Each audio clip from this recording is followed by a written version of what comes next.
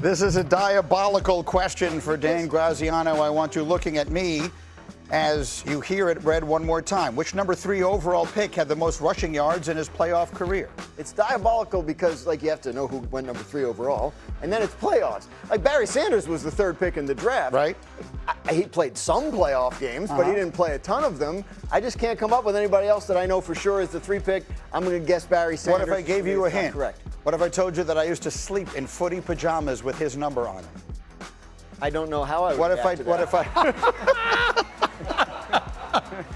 I told you that Lawrence Taylor was the 2nd pick the year this guy was the 3rd pick? So it's his name was Freeman McNeil I would have never of got the that. New York Jets. Would have never got it. Who set a record for most rushing yards in an individual playoff game against Cincinnati, and they subsequently took it away. They went back later in the week and ruled that he had taken like a few yards, because that can only happen to the Jets. Only to the Jets. That could only happen to the Jets. It's a ridiculous question. What It's are totally footy unfair. pajamas? But Even I didn't know it, and he was one of my. I slept in footy pajamas that What said are footy 24 pajamas? on them. What are footy You know the pajamas that have the Pajamas little with feet feet. on them? You know, the little. At what age did we stop? Like 17, 18, something like that. Okay, let's get to the breaking news. A moment ago, you saw Shefty was looking down at his phone because he did have breaking news, and Dan Graziano is going to tell us what it was. Dan, what was the breaking news? Trent Williams and the 49ers have agreed on a contract restructure. This is according to his agency. They say it's 2 years, $50 million, with $37 million fully guaranteed and a $22 million signing bonus. So if anybody had any concern about Trent Williams leaving the 49ers over a contract dispute, he's locked in for this year, and I would imagine he'll play till the wheels fall off. Yeah, that's right. He remains. I asked D. Wood about him the other day. Even at his age, he remains one of the absolute best players at his position. That was a good pick. He was the 4th pick. So that's what, but he didn't rush for that many yards. Yeah. All right, that was what Shefty was doing when he wasn't even acknowledging us on the goodbye. Meanwhile, over the weekend, what Shefty was doing was reporting the Big Apple blockbuster. Dexter Lawrence is now a Cincinnati Bengal. Here he is taking in his new digs in Cincy after the seismic trade over the weekend. The Bengals receiving Lawrence in exchange for the 10th pick in the draft. Lawrence and the Bengals then agreed to a 1-year extension, locking him in through 2028. Here he was yesterday talking about his motivation to perform. And they appreciate the work that I've put in over the last 7 seasons. And, I appreciate that to them. And I'm going to do everything I can to, show them that they didn't waste it. And I'm excited. I got a fire in me that I ain't never had this fire before.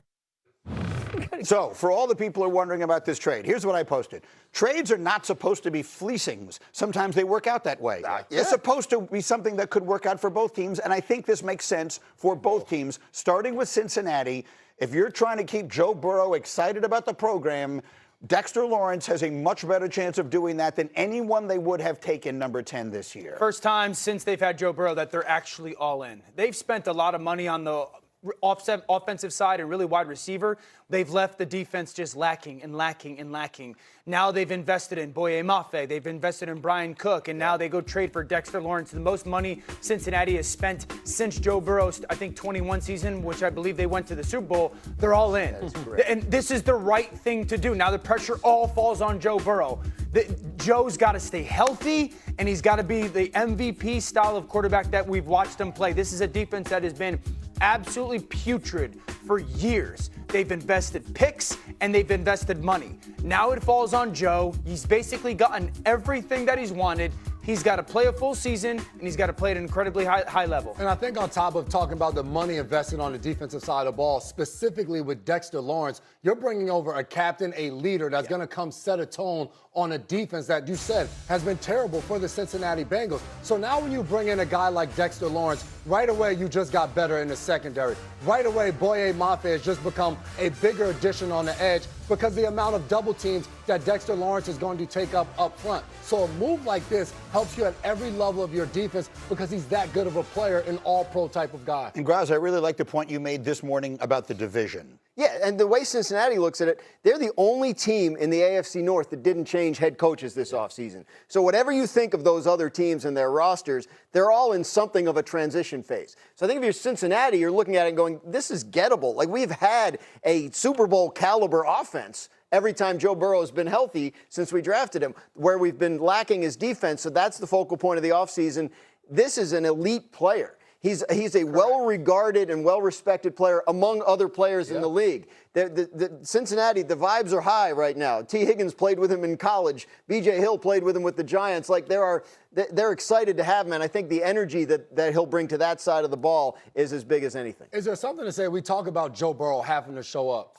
Part of the injuries is how much he's gotten hit. Like, we're talking about additions on the defensive side of the ball. We're not talking about additions at the offensive line spot to protect Joe Burrow. We're not talking about a different system that's going to change things for Joe Burrow. It's a great point because they still got to go against Miles if he stays. Yes. They got to go against Trey Hendrickson, obviously, in Baltimore, and they still got to go against T.J. Watt. And so this all sounds great, and it's real. They better protect, and Joe's got to. There's a little bit of Joe's got to play his part in keeping himself clean as well. Rex always says it's about their offensive system as much as it is about anything else. Let's go to the other side. If you're the Giants, what's your dream scenario? You have 5 and 10. What's your dream scenario now if you're the Giants? Dynamic offensive playmaker and a defensive impactful guy. I would start Jordan Tyson. That's where my mind went. At 5, high, at that 5. high. Greeny, I think this young man reminds me of Odell Beckham Jr., and I know those are strong words. His body control, his bounce off the ground, the way when he goes up to make a catch with the football, it's almost like he's levitating. Yards after the catch, speed. I understand the injuries are a conversation, and my job's not on the line drafting him, so it's easier for me to sit here in this chair and say it. But this young man's tape, that 2024 tape is absolutely off the charts impressive. It's Odell Beckham-like when it comes to his skills and traits. Such a quarterback. I don't disagree with him at all. I love Jordan Tyson. He said the difference maker on defense, dynamic playmaker. Why didn't you consider saying, hey, depending upon what Shefty said to us in the first hour. Because I don't think those other receivers at 10 are Jordan Tyson. Yeah, but we can get that difference maker at 5 on the defensive side. So which one would you want? What's their dream? If Arvell Reese is there at 5, I'm going Reese at 5. And then I'm dealing with the pass catcher, the dynamic offensive playmaker at number 10. I think Arvell Reese is a guy that a lot of people have in those top 3 picks. So if he's there at 5, I'm like, to your quote, I'm running to the podium and getting the card, and I've got Arvell Reese. What's more important, though, having a good defense next year in New York, or having your quarterback second year take a massive step forward? What just won the Super Bowl, defense or quarterback? Defense. And also, by the way, they just traded their best defensive player. Like, if they come out of the top 10 with 2 new defensive cornerstone pieces, that wouldn't necessarily be a bad thing either. No. Like, let's say you get an Arvell Reese or a Sonny Styles at 5, and Caleb Downs is there for you at 10. That'd be a pretty good night for the Giants. No, I agree. I mean, yes, those 2 defensive players, that's obviously both Ohio State kids would be great. I just think, I know what you mean. How many like game-changing players are in this draft? There's probably 4 or 5.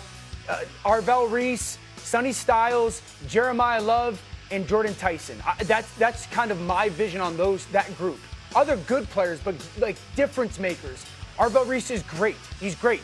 I would ask if he falls to 5, why? If he's as great as, and I know Michael fell to 12, but if we're talking defensive guy at 4 in Tennessee, Arizona, we'll see what they do. The Jets at 2. I mean, Jets at 2. you skipped over the Arvell Reese Jets at could 2. go there, Yeah. and then it's not a conversation. I think, but I put just, Bailey in there as well. I just believe with the Giants, you need another offensive, dynamic talent on the outside. You need that with Jackson Dart. Okay, so again, the Giants have 5 and 10, so they have a little bit of control early in the draft. It's going to be fascinating. Coming up, much more on the draft. We've also got